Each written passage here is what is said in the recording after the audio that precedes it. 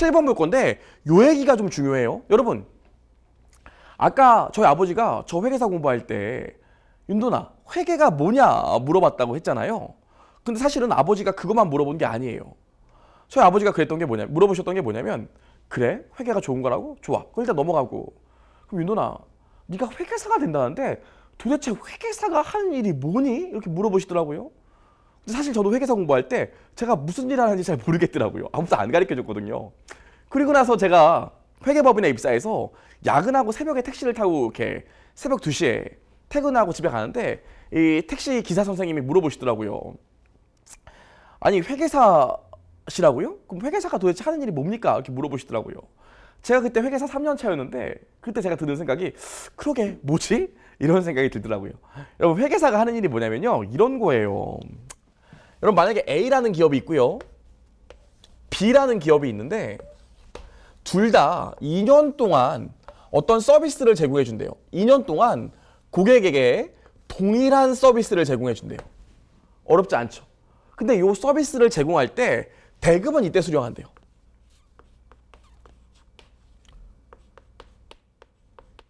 요때 대금을 수령하고요. 요때 실제로 용역을 완료한대요. 서비스를 완료한대요. 돈은 미리 받고 2년 동안 서비스를 동일하게 제공하고 2년 후에 서비스가 완료된대요. 근데 A라는 회사 같은 경우엔 올해 너무 배가 고프대요. 올해 장사가 하나도 안 돼. 요거 빼고는 돈 번 게 없대요. 그럼 어떻게 될까요? 만약에 받는 돈이 100원이라고 한다면 A 회사 입장에서는, 야, 올해 돈 받았으니까 올해 수익으로 할래. 올해 나 돈 번 걸로 할래. 해서 첫 번째 연도에 돈 번 걸로 하고 두 번째 연도는 돈 안 번 걸로 할 수도 있겠죠. 따라오시죠? 하지만 B 회사 같은 경우에는, 나는 올해는 배가 많이 불러. 올해는 괜찮고 내년이 좀 힘들 것 같아. 그럼 올해는 아무것도 돈 번 걸로 하지 않고 내년에 어차피 서비스를 완료했으니까 요때 돈 번 걸로 하지 뭐. 이렇게 표기할 수도 있다고요. 이렇게 두 가지로요. 그럼 문제가 뭡니까? A 회사 같은 경우엔 첫 번째 연도에 돈 벌었기 때문에 정보 이용자가 본다면 첫 번째 연도에는 A 회사가 일을 잘한 것 같고, 두 번째 연도 같은 경우엔 B 회사가 일을 잘한 것 같아진다고요. 하지만 A 회사, B 회사 둘 다 어때요? 둘 다 똑같은 일을 똑같은 대가를 받고 수행했기 때문에 둘이 한 일은 같다고요. 그럼에도 불구하고 서로 회계 처리하는 방식이 다르다면, 돈 번 걸 인식하는 방법이 다르다면 정보 이용자가 정확히 비교를 할 수 없을 거 아닙니까? 그래서요, 실제로 이런 거래 같은 경우는, 야, 똑같은 일을 2년 동안 동일하게 했으니까 첫 번째 연도에 50 수익을 인식하고 두 번째 연도에 50 수익을 인식해. 이렇게 일정한 기준을 두게 된다고요. 일정한 기준을 두게 된다고요. 그럼 우리가 이 재무보고, 외부 정보 이용자에게 회계 정보를 제공하는 이 재무보고를 작성할 때도 일정 작성 원칙이 있어야 됩니다. 그 일정 작성 원칙이 뭐예요? 그걸 일반적으로 인정된 회계, 아이고 길어, 원칙이라고 해요. 일반적으로 인정된 회계 원칙, 영어로 Generally Accepted Accounting Principle이요. 제가 용산 카투사 출신이라서 옛날에 미국 국방장관 럼스벨트랑 악수해봤는데 발음은 이렇게 후져요. 일반적으로 인정된 회계 원칙, 영어로 Generally Accepted Accounting Principle이요. 그래서 줄여서 뭐라고 그러냐면 갭이라고 부릅니다. 갭. 그럼 갭이 뭐예요? 일반적으로 인정된 회계 원칙. 우리가 외부 정보 이용자한테 회계 정보를 제공할 때 이 회계 정보를 작성하는 일정 원칙과 기준을 일반적으로 인정된 회계 원칙이라고 해요. 얘가 있어야지 회사와 회사 간의 비교가 가능하고 회사가 제공하는 재무제표를 이해할 수 있겠지. 아, 요 작성 원칙에 따라 작성된 거구나. 이해할 수 있고요. 또 요 일반적으로 인정된 회계 원칙이 있어야 돼. 아, 얘가 일반적으로 인정된 회계 원칙에 따라 재무제표를 작성했으니 얘가 돈 번 걸 믿을 수 있겠구나. 신뢰성도 생길 거 아닙니까? 따라오실 수 있겠죠. 이렇게 하나의 거래에 대해서 다양하게 회계 처리한다면 정보 이용자가 볼 때 두 회사를 비교할 수 없으니까 비교 가능성도 떨어지고요. 신뢰성도 떨어질 거라고요. 믿을 수 없으니까. 따라오시겠죠? 또 정보의 작성 원칙이 명확하지 않다면 정확성도 떨어지겠죠. 이런 걸 해결하기 위해서 나온 게 뭐라고요? 일반적으로 인정된 회계 원칙이라고요. 그럼 회계사가 하는 일이 뭘까요? 회계사가 하는 일은 기업이 작성한 재무제표가 이 일반적으로 인정된 회계 원칙에 따라 작성되었는지를 확인해 보는 게 회계사가 하는 일입니다.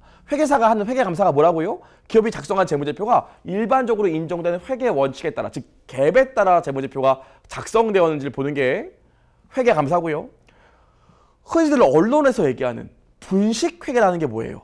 요 분식회계라는 건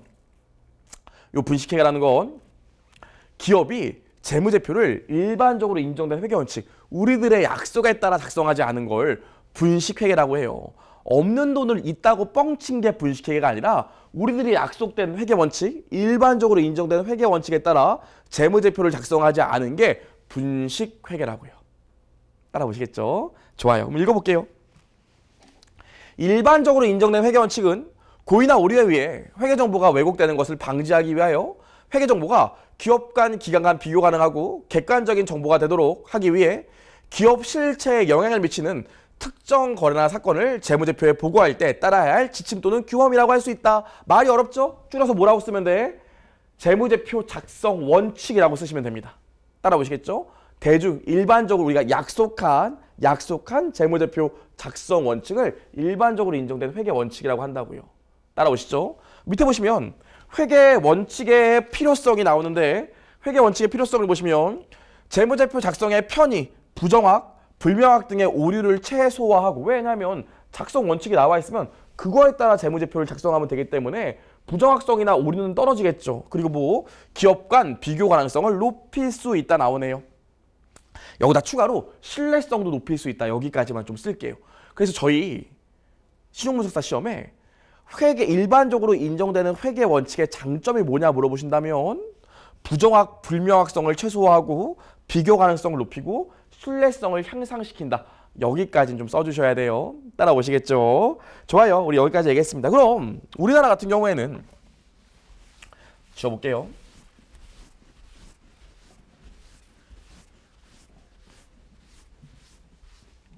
이 일반적으로 인정되는 회계원칙 갭을요, 저희 나라에선 뭐라고 부르냐면 기업 회계 기준이라고 불러요. 일반적으로 인정된 회계원칙 갭을 우리나라에서는 기업 회계 기준이라고 부릅니다. 지금부터 요 얘기를 좀 해봐야 되는데, 이 일반적으로 인정된 회계원칙, 우리나라의 회계원칙 기업 회계 기준은요, 누가 작성할 거예요? 누가 요 작성의 권한을 갖고 있을까요? 얘는요, 한국금융감독위원회에서 권한을 갖고 있어요. 이 회계 기준은요, 금융감독위원회에서 권한을 갖고 있어요. 근데 이분들은 행시 붙으신 분들이기 때문에 회계 잘 모르세요. 권한을 갖고 있지만 이분들이 회계를 다 모르신다고. 그래서 이분들이 회계 원칙을 만드시기엔 조금 역량이 부족하실 수 있으니까 이 권한을 위임했어요. 누구한테 위임했냐면요, 한국회계기준원에 위임했습니다. 그래서 한국회계기준원에서 실질적으로 기업회계 기준을 작성하고 있지만 요 승인 권한은 금융감독위원회에 있다는 것도 아주 가끔씩은 문제에 나오니까 조금 정리를 해보셔야 돼요. 좋아요. 여기까지.